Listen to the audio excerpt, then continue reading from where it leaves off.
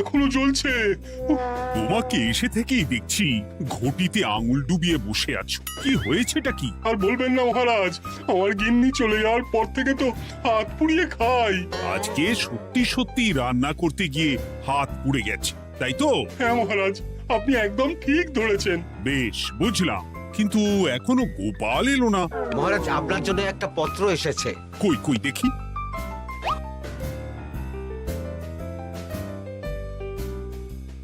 ঠিক আছে, তুমি এখন এসো। কিসের পত্র মহারাজ? দাঁড়াও, আগে গোপাল আসুক, তারপর বলছি। এই তো চলে এসেছি মহারাজ।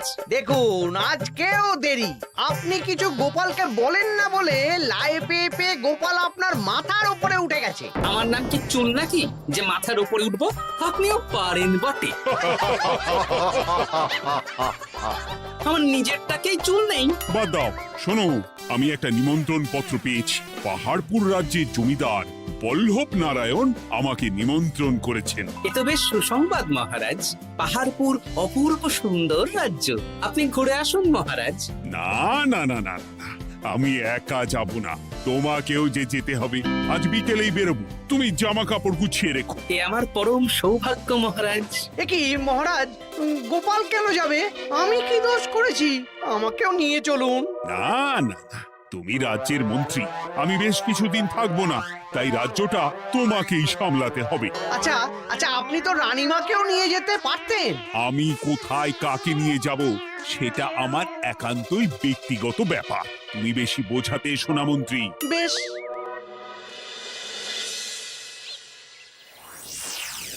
গোপাল গোপাল আর গোপাল, এই গোপালের জন্যে আমাদের কপালটাই মন্দ থেকে গেল। মন্দ না, বলুন বন্ধ থেকে গেল। সব সুযোগ ওই গোপাল পাবে, আর আমাদের বেলা ছাই। আজকেও গোপাল রাজসভায় দেরি করে এলো, তবু বেটাকে মহারাজ কিছু বললেন না। বলবে কি? উল্টে মহারাজই তো গোপালকে ঘুরতে নিয়ে যাচ্ছেন। পাহাড়পুরে গিয়ে ভালো মন্দ আহার করবে গোপাল, আর আমি রাজ্য পাহারা দেব।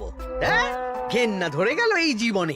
গোপাল যতদিন আছে ততদিন কিন্তু আমরা ওই ফুলে ফেপে উঠতে পারবো না। গোপালের যেন 7 খুন মাপ। আমরা তো বানের জলে ভেসে এসেছি।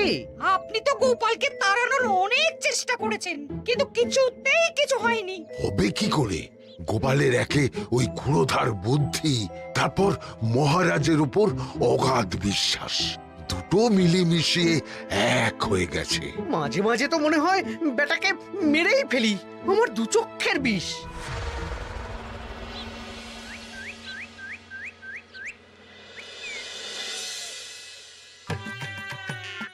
বলছি গিন্নি, কি এত তুমি পোটলায় বাঁধছো বলো তো?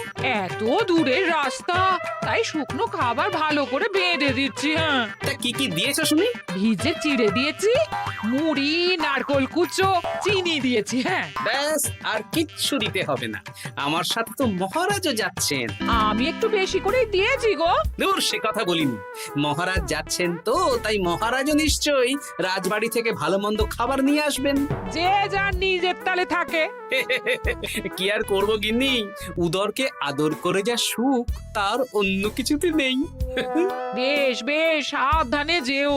হ্যাঁ, তুমিও সাবধানে থেকো কিন্তু। আর নাতনি নাতনিগুলো এলে তাদের জানিয়ে দিও যে দাদু বেশ কিছুদিন থাকবে না। ঠিক আছে গো, ঠিক আছে। সাবধানে যাবেন মহারাজ।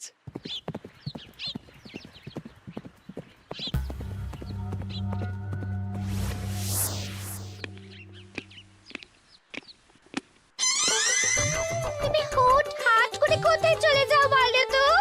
আমি বিকেলে তোমার জন্য মুচমুচে বেগুনি ভেজেছি। সে ঠিক আছে, কিন্তু তোমাকে এখন রান্নাঘরে থাকলে হবে না গিন্নি। ও মা, রাতের খাবার কে করবে শুনি? আমি তো এখন একটু একটু রান্না শিখে গেছি। এখন তোমাকে অন্য কাজ করতে হবে। কি কাজ? শোনো, বুঝতে পেরেছো তো? একদম জলের মতো পরিষ্কার বুঝে গেছি। তাহলে আর দেরি না করে যাও।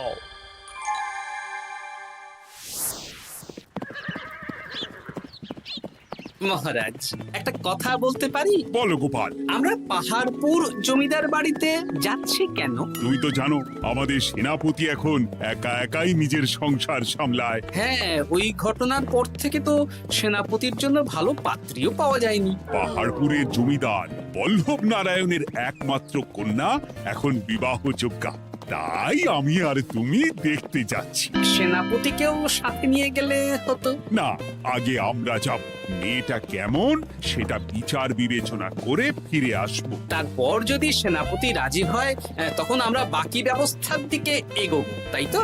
একদম তাই। আর তোমার যে ভালো মানুষ চেনার ক্ষমতা আমার জানা আর কেউ নেই, সেই জন্যই তো তোমাকে নিয়ে এলাম। এ আমার পরম সৌভাগ্য মহারাজ।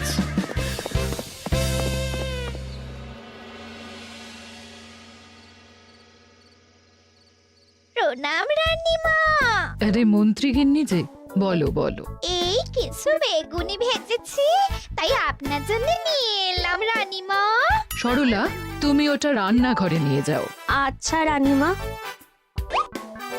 মা, এই গয়নাটা পরে কি সুন্দর লাগছে আপনাকে। নতুন নিলেন? না না, বছরখানেক আগে বিবাহ বার্ষিকীতে মহারাজ গড়িয়ে দিয়েছিলেন। একটা কথা বলবো রানীমা? বলো না, কি বলবে?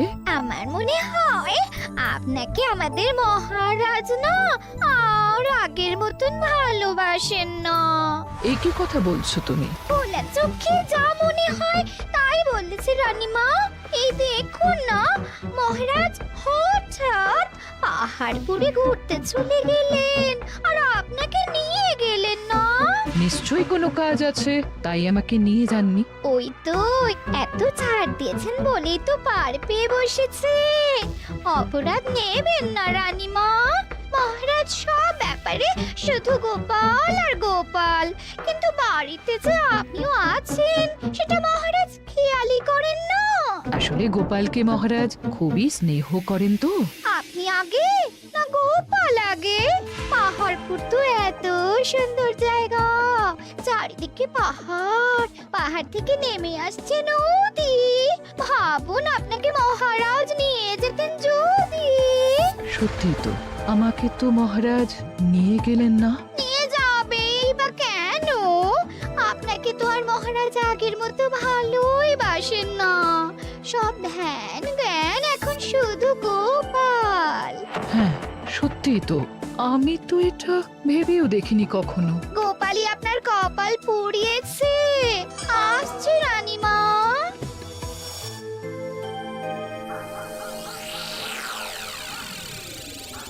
কি গো গিন্নি, আমি যেমন যেমন বলেছি তুমি তেমন তেমন রানীমাকে বুঝিয়েছো তো?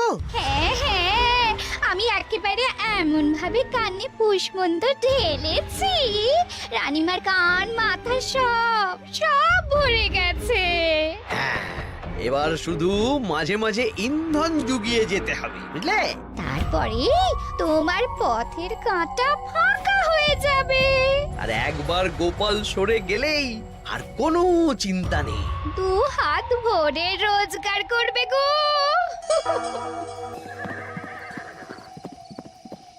কি কেমন লাগছে যাত্রা? বেশ ভালোই মহারাজ।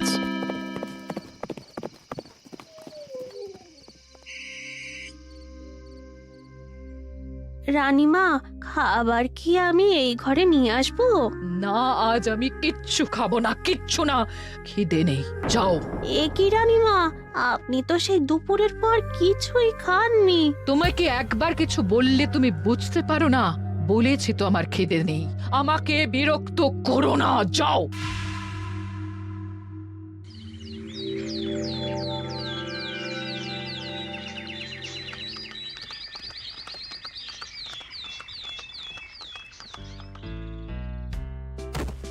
আসুন মহারাজ কৃষ্ণচন্দ্র, আসুন আসুন আসুন। কি সুন্দর জায়গায় পাহাড়পুর, মনে হচ্ছে বেশ কিছুদিন থেকে যাই। তা থেকে যান না। এখন যে কাজে এসেছি সেটা আগে করে নি, তারপর যদি সব ঠিকঠাক তখন তো আবার আসতে হবে। তাও ঠিক। এই বিমলা মা, এদিকে আয়। এই নিন কমলা লেবুর শরবত। বেশ সুন্দরী দেখতে মহারাজ। নিজের মেয়ে বলে বলছি না, বিমলা সব কাজ নিজের হাতে করে। বাড়িতে পাঁচটা দাস দাসী আছে, তাদের কাজই করতে দেয় না। বাহ বাহ বাহ, ভালোই তো। আপনার মেয়েকে তো বেশ লক্ষ্মীমন্ত দেখতে। ও অনেক ছোটবেলায় মাকে হারিয়েছে, কিন্তু নিজের ইচ্ছে পড়াশুনো রান্না বান্না সব শিখেছে। যেমন হাতের রান্না তেমনই মাথায় বুদ্ধি। রান্না তো খেলেই বুঝতে পারবো। হ্যাঁ, আজ দুপুরে সব রান্না তো নিজের হাতেই করছে। আমি ওকে কিছু প্রশ্ন করতে চাই। দাঁড়িয়ে আছো কেন মা? বসো। মহারাজ, আপনার অনুমতি নিয়ে আমি বিমলাকে কিছু প্রশ্ন করতে চাই। করো না। আচ্ছা বিমলা, তোমার বয়স কত? আসছে শ্রাবণে আমি 19 বছরে পড়ব। আচ্ছা, শ্রাবণ মাসে জন্ম, বর্ষাকালে। বেশ বেশ। আচ্ছা বলো তো, মেঘের ডাকে জল ছেড়ে ডাঙায় উঠে পড়ে, মানুষ তাকে হাতে পেলে নিয়ে যায় ঘরে, এটা কি? কই মাছ।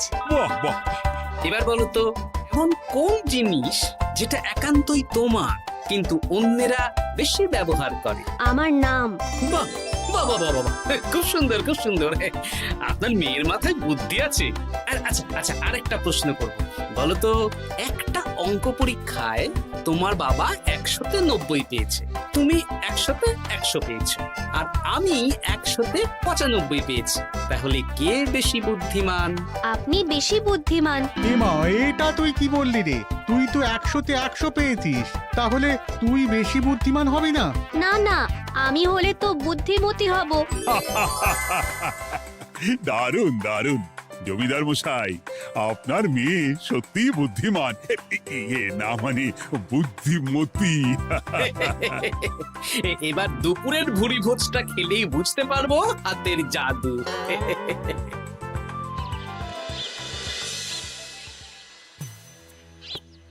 রানীমা, বেলা হয়ে গেছে, এভাবে না খেয়ে থাকবেন না, আপনার শরীর খারাপ করবে। তোমাদের মহারাজ আসুক, তারপরে খাবো।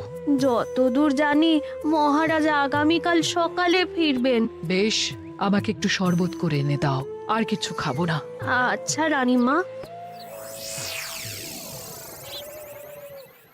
বুঝলি, আজ পুকুর ঘাটে গিয়ে যা শুনলাম না। কি শুনলে? রানীমা গতকাল বিকেল থেকে কিচ্ছু খাচ্ছেন না, মহারাজের ওপর রাগ করে। এখন রানীমার রাগ, এরপর ভাগ গোপাল ভাগ।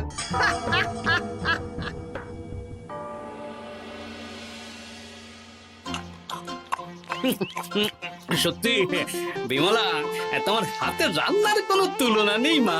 আমাদের সেনাপতি তাহলে আর হাত পুড়িয়ে রান্না করবে না বলছো? সে যদি কর্তাগিন্নিতে রাগারাগি হয় তখন। মা আমার লজ্জা পেয়েছে। তা আপনাদের কোনো আপত্তি নেই তো? কি যে বলেন, আপনার রাজ্যের সেনাপতি বলে কথা। বলছি, বিমলাকে তো আমাদের সেনাপতি দেখলো না, তাহলে? বিমলার একটা তৈলচিত্র আছে, আমি আপনাকে বরং সেটা দেব, আপনি ওনাকে গিয়ে দেখাবেন। সেই ভালো হবে, আমাদের খুব পছন্দ হয়েছে। তাহলে সেনাপতি রাজি হলে আমরা বিবাহের তারিখ চিঠিতে জানিয়ে দেব। আচ্ছা মহারাজ।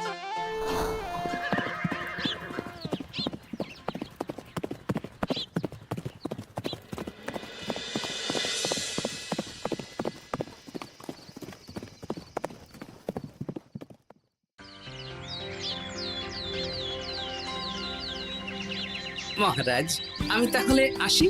যাওয়ার পথে আমি সেনাপতির সাথে কথা বলে নেব। হ্যাঁ হ্যাঁ গোপাল, এসো।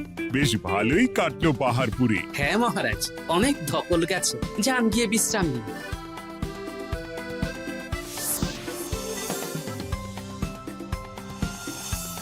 কি সেনাপতি, পছন্দ তো?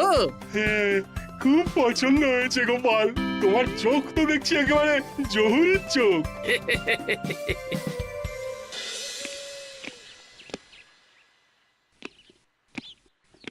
চিরটা কাল আপনি ওই গোপাল গোপাল করে কাটিয়ে দিন। কি হলো? রানীমা গত পরশু থেকে কিচ্ছু খাননি, গতকাল একটু শরবত খেয়েছেন শুধু। কেন, কি হয়েছে? দেখুন মহারাজ, সহ্যের একটা সীমা আছে। আরে, আমার তো কিছুই মাথায় ঢুকছে না। মাথায় শুধু গোপাল থাকলে আমার কথা ঢুকবে কি করে মহারাজ? আপনি আমাকে আর আগের মতো ভালোবাসেন না মহারাজ। এসব কি বলছো রানী? ঠিকই বলছি।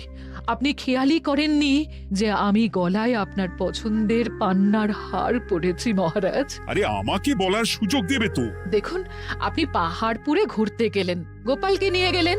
আমারও মনে হয় কোথাও ঘুরতে যাই মহারাজ। আরে গোপালকে নিয়ে যাওয়ার প্রয়োজন ছিল, তাই নিয়ে গেছি। গোপাল তো আপনার প্রিয়জন, তাই ওকেই আপনার প্রয়োজন। আমি তো কেউ না। দেখো, গোপাল আমার সব বিপদে আপদে পাশে থাকে, তাই ওকে ভরসা করি। সেটা তো তুমি খুব ভালো করে জানো। আজকের পরে হয় গোপাল থাকবে, না হলে আমি থাকবো। না না না, এ হতে পারে না। গোপালকে আমি সরাতে পারবো না, আর কাউকে সরানোর জন্য কোনো কারণ তো চাই। আর কারণ যদি আমি দিয়ে দিই? কি কারণ? আপনি গোপালকে বলবেন আমার সাথে আপনার ঝগড়া হয়েছে। বেশ, তাতে কি? আপনি গোপালকে বলবেন ও যেন আমাকে বলে আপনার কাছে ক্ষমা চাওয়ার জন্য, আর আমি ক্ষমা চাইবো না। ব্যাস, আপনি এই সামান্য কাজটা গোপালকে করতে না পারার জন্য ওকে তাড়িয়ে দেবেন। ওকে মাত্র 7 দিন সময় দেবেন, ব্যাস। ঠিক আছে, আমি এক্ষুনি গোপালকে ডেকে পাঠাচ্ছি। দেখো গোপাল, এখন যদি রানী আমার কাছে ক্ষমা না চায়, তাহলে কিন্তু আমি বাধ্য হব তোমাকে রাজসভা থেকে তাড়িয়ে দিতে। আচ্ছা মহারাজ, বুঝেছি। রানীমা আপনার কাছে ক্ষমা চাইবেন, কিন্তু তার জন্য আপনাকে আমার কথা মতো কিছু কাজ করতে হবে মহারাজ। কি কাজ বলো? বুঝেছেন? হ্যাঁ। না গোপাল, আমি মহারাজের কাছে ক্ষমা চাইতে পারবো না। দেখুন রানীমা, আমার মনে হয় আপনার ক্ষমা চাওয়াই উচিত। পুরুষ মানুষের মন বলে কথা, যদি বেশি দিন আপনি মহারাজের সাথে এরকম তিক্ত সম্পর্ক রাখেন, তাহলে কিন্তু মহারাজের মন অন্যদিকেও চলে যেতে পারে। এমনিতেও কি গোপাল? না, কিছু না রানীমা, শুধু এটুকু জেনে রাখুন, রাজবাড়ির মাঠে বাঁশ বাঁধা হবে। মানে কেন?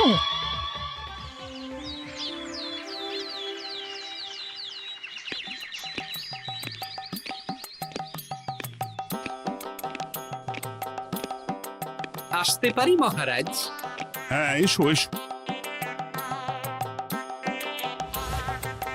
বলছি, আমি তাহলে জমিদার বাড়িতে বিবাহের দিনক্ষণ ওই চিঠি লিখে জানিয়ে দিচ্ছি। হ্যাঁ, জানিয়ে দাও গোপাল। আর কি কি কেনাকাটা করতে হবে সেটার একটা তালিকা বানিয়ে ফেলো। আচ্ছা মহারাজ, মেয়ের শাড়ি আপনি নিজে পছন্দ করে কিনবেন তো? হ্যাঁ, ওই শাড়িওয়ালাকে আজকে দুপুরেই আসতে বলো। আচ্ছা মহারাজ। বিয়ের শাড়ি, কেনাকাটা, এসব কি মহারাজ? সেসব বলা যাবে না রানী, সময় হলে জানতেই পারবে। তবে বিমলাকে অপরূপ সুন্দরী দেখতে, এটুকু বলতে পারি। দেখুন তো মহারাজ, ওই টোপরটা ঠিক আছে কিনা? একদম ঠিক আছে, খুব সুন্দর। শাড়িওয়ালা এক্ষুনি আসছে। আসছি মহারাজ। এসো এসো। কার জন্য শাড়ি লাগবে মহারাজ? রানীমার জন্য? না না, বিমলার জন্যে। বিমলাকে? এক অপরূপা তরুণী, বুদ্ধিমতীও আছে, ধীর স্থির, ঝগড়া করে না। বেশ, অনেক হয়েছে মহারাজ। দোহাই আপনার, আপনি দ্বিতীয় বিয়ে করবেন না। আমি ক্ষমা চাইছি। কি বলছো রানী? আমি বুঝতে পেরেছি, আমি আপনাকে গোপালের নামে 2-4 কথা শুনিয়েছি বলে আপনি বিয়ে করতে চলেছেন। আমি আর রাগারাগি করব না, আমাকে ক্ষমা করুন। ব্যাস, রানীমা ক্ষমা চেয়ে নিয়েছেন, মানে আমার চাকরিটা থাকছে। হ্যাঁ গোপাল, হ্যাঁ, দোহাই তোমার, মহারাজকে বিপথে চালিত করো না। আরে দূর, আমি বিয়ে করছি নাকি? বিয়ে তো হবে সেনাপতির। ওর জন্যই তো পাত্রী দেখতে পাহাড়পুরে গেছিলাম, গোপাল আর আমি। তার মানে মন্ত্রীর বউ আমাকে ভুল বোঝালো? আবার মন্ত্রীর কোনো ষড়যন্ত্র হবে, ওকে না নিয়ে গিয়ে গোপালকে নিয়ে গেলাম বলে। সেনাপতির বিয়ের আগেই আপনি মন্ত্রী মশাইকে ধোলাইটা দিয়ে দিন। ঠিক বলেছ রানী, তুমি বরং শাড়ি পছন্দ করো, আর আমি চললাম মন্ত্রীকে ধোলাই দিতে।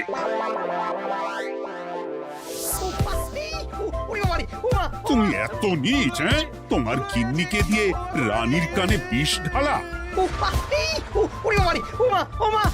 ভুল হয়ে গেছে, ক্ষমা করে দিন। এখন মন্ত্রী মশাই ভ্যাঁ করছেন, কদিন পরে সেনাপতির বিয়েতে প্যাঁ হবে ছাদনা তলায়।